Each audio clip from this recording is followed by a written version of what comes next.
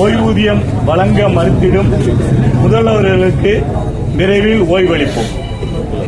அடுத்ததாக நிறைவுரை ஆற்றுவதற்காக தமிழ்நாடு ஆசிரியர் சங்கத்தினுடைய மேனாள் துணை பொதுச் செயலாளர் வெங்கடேசன் அவர்களை கேட்டு. தோழர்களே, அனைவருக்கும் வணக்கம்.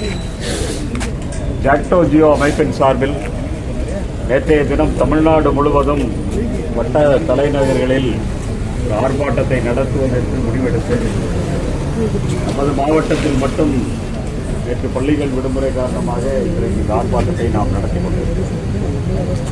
கோரிக்கைகள், எல்லா கோரிக்கைகளும் நாம் அனைவரும் மீண்டும் மீண்டும் பேசிக் கொண்டிருக்கிற அல்லது அறிந்த கோரிக்கைகள் தான்.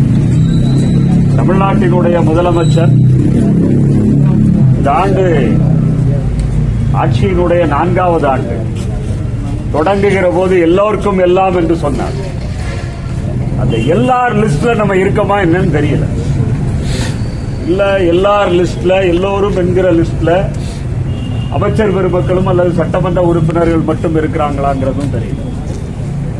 இன்னொரு பக்கம் 6வது முறை ஆட்சி அமைத்திருப்பதற்கு அரசு ஊழியர்கள் தான், ஆசிரியர்கள் தான் காரணம்.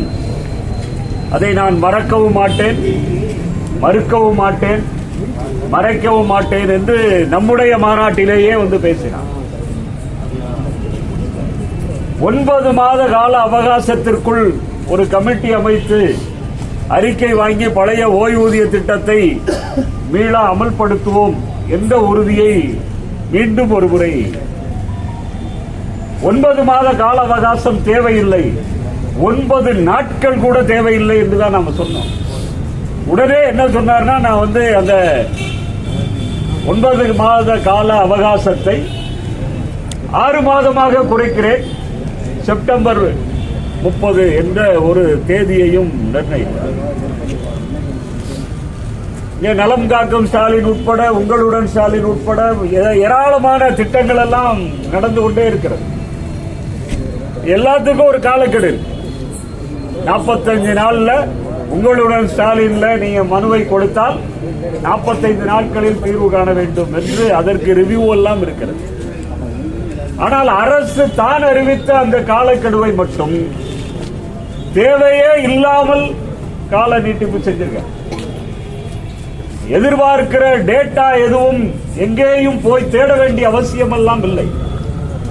எல்லா தரவுகளும் ஐஎஃப்ஹெச்ஆர்எஸ் சைட்ல இருக்கு. இப்ப கூட நம்ம தோழத்தை கேட்டேன், ஃபெஸ்டிவல் அட்வான்ஸ் போட்டாச்சா அப்படின்னு. ஃபெஸ்டிவல் அட்வான்ஸ் போட்ட ரிஜெக்ட் ஆயிட்டு, களஞ்சியமே ரிஜெக்ட் பண்ணிட்டு, நீ பொங்கலுக்கு தானே வாங்கின, அதுக்கடையில் என்ன தீபாவளிக்கு அட்வான்ஸா அப்படி. அதானே நீ வந்து 110ல சரண்டர்னா களஞ்சியம் ஆப்ல போய் அப்ளை பண்ணா 110ல இருக்கிறவங்களுக்கு மட்டும்தான் வரும். எல்லா டேட்டாவும் அப்லோடட் ஐஎஃப்ஹெச்ஆர்எஸ் சைட்ல எல்லாமே இருக்கிறது. ஒரே ஒரு நிர்வாக உத்தரவு போதும். பிஎஃப்ஆர்டிஏ மெமரண்டம் ஆஃப் அண்டர்ஸ்டாண்டிங்கில் தமிழ்நாடு இதுவரைக்கும் கையெழுத்திடவில்லை. இத்தனை ஆண்டு காலம் கையெழுத்திடாமல் இருப்பதற்கு காரணம் நாம் தொடர்ச்சியாக நடத்தி கொண்டிருக்கிற போராட்டம். ராஜஸ்தானில், சத்தீஸ்கரில், இமாச்சல் பிரதேசில், ஜார்க்கண்டில் பழைய ஓய்வூதிய திட்டம் அமல்படுத்தப்படும் என்று அமல்படுத்திக் கொண்டிருக்கிறார்கள். அவர்களுக்கு இருக்கிற பிரச்சனை, பிஎஃப்ஆர்டிஏவில் டெபாசிட் பண்ணிய பணத்தை திரும்ப கொடுங்க அப்படின்னு. நம்முடைய மாண்புமிகு ஒன்றிய நிதியமைச்சர் நிர்மலா சீதாராமன் என்ன சொல்றாருன்னா, அவங்க தான் தீபாவளி கிஃப்ட் கொடுத்தது. மைசூர் பாக்கெல்லாம் வாங்கிட்டீங்கல்ல ஜிஎஸ்டிக்கு. பிஎஃப்ஆர்டிஏல என்ட்ரி மட்டும்தான், எக்ஸிட்டே கிடையாது. நீங்க போட்டா பணம் போட்டதுதான், திரும்ப எடுக்கவே முடியாது என்று சொல்லிட்டு நம்முடைய பிரதமர் அவர் இன்னொரு அறிவிப்பையும் ரொம்ப அட்ராக்டிவா யூனிஃபைடு பென்ஷன் ஸ்கீம் என்று சொன்னார். யூனிஃபைடு பென்ஷன் ஸ்கீம்ல 50% பென்ஷனை உறுதிப்படுத்துவோம் என்று சொன்னார். ஆனால் நம்முடைய கணக்கில் இருக்கக்கூடிய அல்லது நம்முடைய கணக்கில் சேரக்கூடிய 1 கோடி ரூபாய் நம்ம அக்கௌண்ட்ல அக்யூமுலேட் அக்குமுலேட் ஆயிருக்கும். அந்த பணம் அது நமக்கு இல்லை. அவர்களை பொறுத்த வரைக்கும் எல்லா காலங்களிலும் V2 அவர்ஸ் 2 தான். V2 அமித்ஷாவும் மோடியும், அவர்ஸ் 2 அம்பானியும் அதானியும். வேற யாரை பற்றியும் எந்த கவலையும் கிடையாது. எனவேதான் நம்முடைய போராட்டம் ஒரே காலத்தில் ஒன்றிய அரசிற்கு எதிராகவும் தமிழ்நாடு அரசிற்கு எதிராகவும் நம்முடைய போராட்டத்தை நடத்த வேண்டிய சூழலில் நாம் இருக்கிறோம். இன்றைக்கு ஆர்ப்பாட்டம் அரசினுடைய கவனத்திற்கு கொண்டு வருவது. அரசினுடைய கவனத்தில் இல்லையா அப்படின்னா கவனத்தில் இருக்கும். ஆனால் நாம் சொல்ல வேண்டி இருக்கிறது, இது எங்களுடைய கோரிக்கை 99.9% நிறைவேற்றி விட்டதாக சொல்வதில் அந்த பாயிண்ட் 1 தான் மீதி கோரிக்கைகள் எல்லாம் இருக்கிறதா என்றும் கேட்க வேண்டியிருக்கு. இன்றைக்கு ஆர்ப்பாட்டம் நடத்துவதனுடைய நோக்கம் அதுதான்.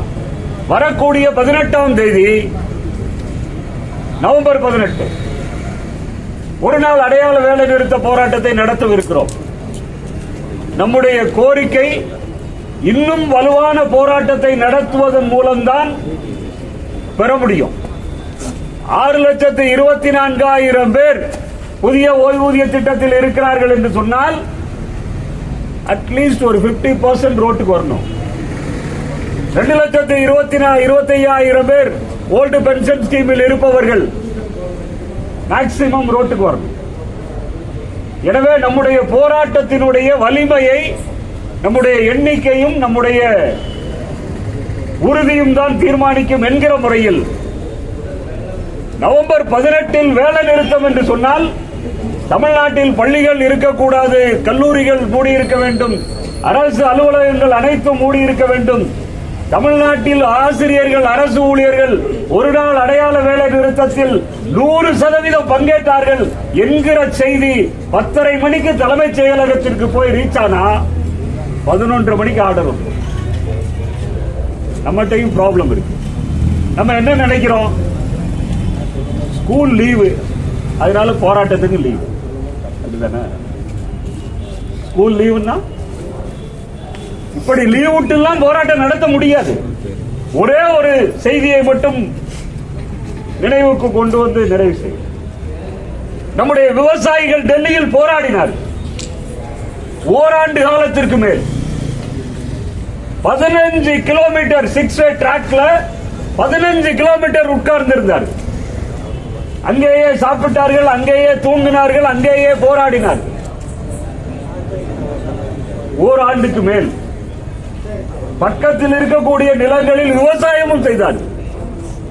அந்த 15 கிலோமீட்டர் யோசிச்சு பாருங்க, இங்க இருந்து குறுக்கு சாலை வரைக்கும் விவசாயிகளை தவிர யாரும் இல்லை, எந்த டிராபிக்கும் இல்லை என்கிற ஒரு நிலை இருந்தால் எப்படி இருக்கும் என்று. அதே போல தமிழ்நாட்டில் இதுவரைக்கும் நாம் நடத்தி இருக்கிற எல்லா போராட்டங்களும் அது 85 இருக்கலாம், 88 இருக்கலாம், 2003 இருக்கலாம், 2016 இருக்கலாம், 2017, 2019, 2021 எல்லா போராட்டங்களிலும் மிக பெரும்பான்மையான எண்ணிக்கையில் மிக வலுவாக நாம் போராடி இருக்கிறோம்.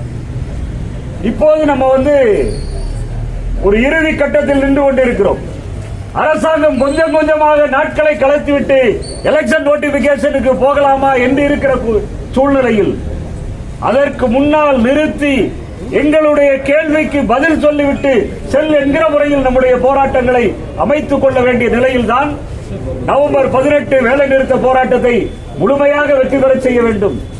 அதற்கு பின்னால் ஜாக்டோ ஜியோ அமைப்பு அது மறியல் போராட்டமாக இருக்கலாம், காலவரையற்ற வேலை நிறுத்த போராட்டமாக இருக்கலாம், எந்த வடிவமாக இருந்தாலும் நாமும் நம்மோடு பணியாற்றக்கூடிய அரசு ஊழியர்களும் ஆசிரியர்களும் இணைந்து நின்று அந்த போராட்டத்தை வெற்றிகரமாக நடத்துவதற்கான உறுதியை நாம் எடுக்க வேண்டும் என்ற வேண்டுகோளோடு மீண்டும் ஒருமுறை அனைவருக்கும் வாழ்த்துக்களை நன்றியை தெரிவித்து நிறைவு செய்கிறேன். நன்றி.